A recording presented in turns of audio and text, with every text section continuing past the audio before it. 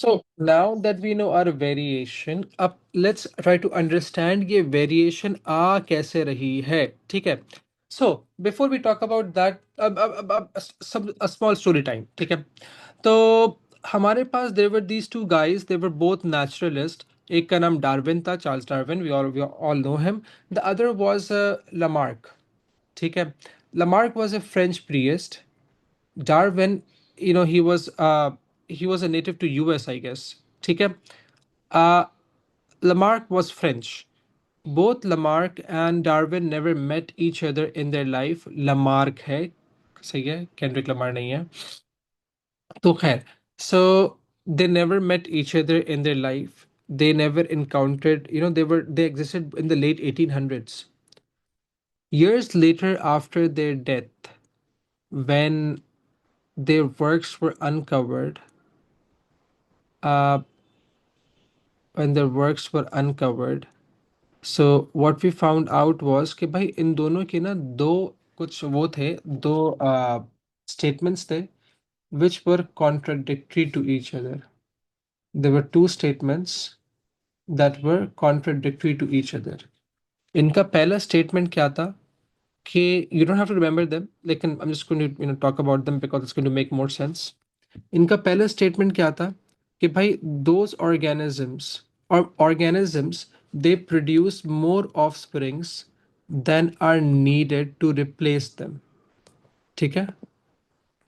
Organisms produce more offsprings than are needed to replace the parents, and which makes sense. अब for example अगर हम लोग उसको common sense से देखें, मैंने कहा मेरे पास ना, let's say start of the world we only have two cats.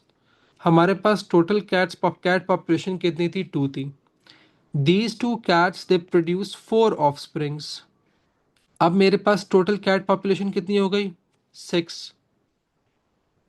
दो पेरेंट्स, चार ऑफस्प्रिंग, कितनी हो गई टोटल कैट पॉपुलेशन? सिक्स. अगर मेरे पास ये पेरेंट कैट्स मर भी जाती हैं, अभी भी पॉपुलेशन मेरे पास कितनी है? Four. Twice then the original population. अब लेट्स से जो चार ऑफस्प्रिंग्स थे they produce four offsprings each. So let's say भाई अब मेरे पास 16 किटन्स हो गए. 16 किटन्स और ये फोर पेरेंट्स, टोटल पॉपुलेशन कितनी हो गई? 20. अगर ये पेरेंट्स मर भी जाते हैं, अब मेरे पास पॉपुलेशन कितनी है? 16. ओरिजिनल पॉपुलेशन कितनी थी? 2. तो how many time is 16 greater than 2? 8 times. कहने का मकसद क्या है? कहने का मकसद क्या है, अगर तुम लोगों के सर के ऊपर से ये बात गुजर गई हो, कि हर पेरेंट, ये specially with the animals in the animal kingdom, they produce more number of offsprings. दो इंडिविजुअल्स हैं, उनके चार या पांच ऑफस्प्रिंग्स होंगे. अगर हर जनरेशन के अंदर ऐसा ही हो रहा है, तो इसका मतलब ये हुआ ना कि हर जनरेशन के अंदर there should be a population boom. Right? हर जनरेशन के अंदर पॉपुलेशन इंक्रीज होनी चाहिए. ठीक है? अच्छा, अब दूसरी बात ये है कि ये तो पहली बात, पहले इनका स्टेटमेंट हो गया ना. इनका दूसरा स्टेटमेंट क्या था? The population of organisms tend to remain stable for a period of long years. Right? For a period of years. कि भाई जो हमारे पास organisms है उनकी जो population है वो stable रहती है. उसके अंदर वो ज़्यादा ना increase होती है ना decrease हो रही होती है. Up, which is again, if you would think about it, it's very true. Like I live in Karachi, the number of cats and dogs live in Karachi when I was 5 years old is nearly the same as now. हाँ, although ये होता है कि कुछ कभी कुछ सालों के अंदर पॉपुलेशन बूम आते, मतलब इंक्रीज होती है, कभी डिक्रीज हो जाएंगी, लेकिन स्टेबल रहती हैं. तो when we looked at these two statements, हम लोगों ने एक we got to know कि यार all the offsprings that are being produced, no matter if they are in excess, not all of them are surviving. Only those organisms are surviving which can adapt to the environment. Randomly कोई भी extinct नहीं होता. Randomly कोई भी extinct नहीं होता. ठीक है? बायोडाइवर्सिटी के अंदर हम लोग पढ़ेंगे ये. खैर, coming back here. So we came up with the term of natural selection. ठीक है? So what is this natural selection? बड़े मजे की चीज है, survival of the fittest basically, ठीक है। और उसको सिलेक्ट कौन करेगा भाई, कौन सा वाला फिटेस्ट है? नेचर। भाई हम लोगों ने कहा कि व्हाट इज नेचुरल सिलेक्शन, इसको पहले लिख लो फिर मैं समझाता हूँ। हमने कहा natural selection is when the nature selects those organisms, or nature selects which organisms will survive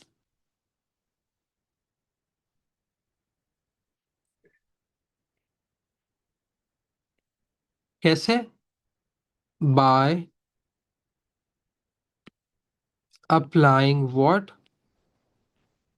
selection pressures. अब ये सिलेक्शन प्रेशर्स क्या है, इनको इसको अभी हम लोग अंडरलाइन करते हैं, but just know that selection pressures right now are the bad guys, right?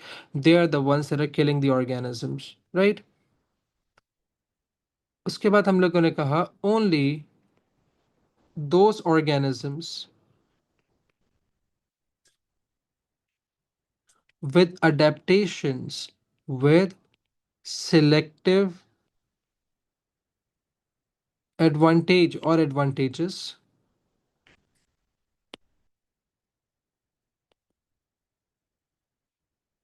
will survive to reach the reproductive age and pass on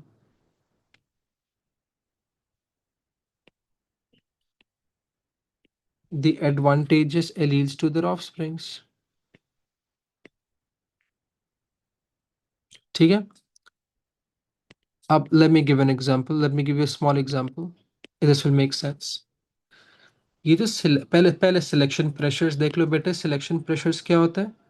selection pressure is anything that is applied by the nature.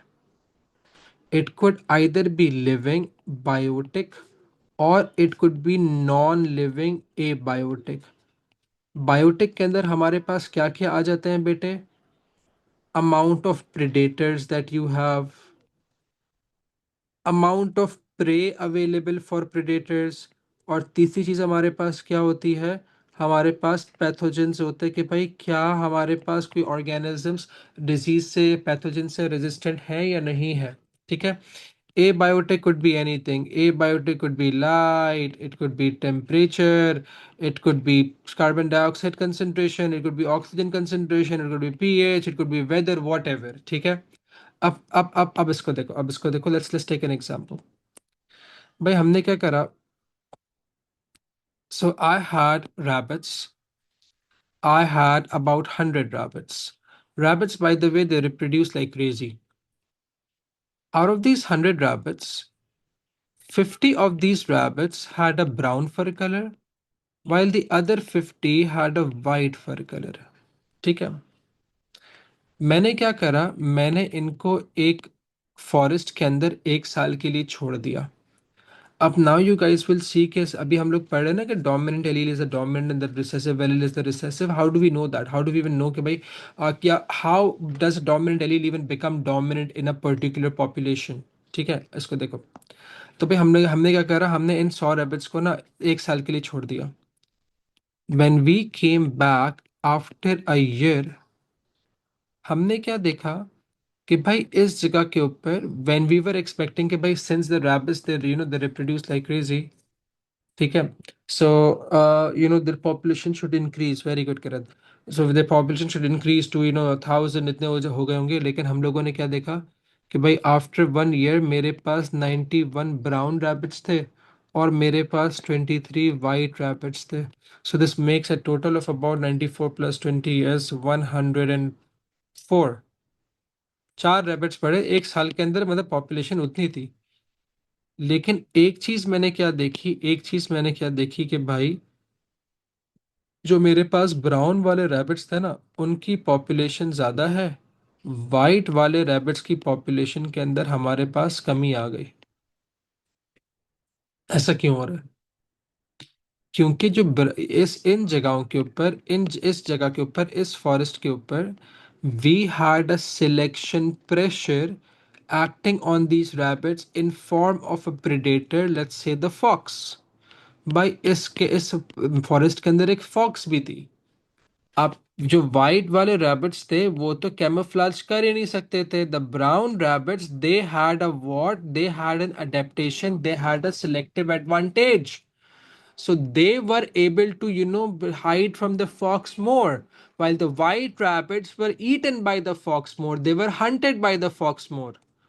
अब मुझे बताओ, इन दोनों brown और white rabbits में से which rabbit is going to have a higher probability of reaching the reproductive age or an age where they could reproduce? Brown ones. ठीक है। देखो वाइट वाले तो हम लोग क्या देखेंगे, तो हम लोग देखेंगे क्योंकि भाई ब्राउन वाले rabbits are reproducing more compare to the white वाले rabbits, the frequency of the allele coding for brown fur color has increased, right? The frequency for the white fur color has decreased. ओ अगर अब यही चीज मेरे बच्चों, ये तो 1 साल था ना, अब यही चीज मेरे बच्चों अगर 100 साल 1000 सालों तक हो रही हो, तो इस पॉपुलेशन के अंदर या इस जगह के ऊपर कौन से वाले रैबिट्स का नंबर ज्यादा हो जाएगा? ब्राउन वालों का। तो द ब्राउन एलील और the allele coding for the brown fur colour is going to be, is going to be dominant. ठीक है? So this is what natural selection is, and it leads to evolution. So we'll talk about evolution in the next class.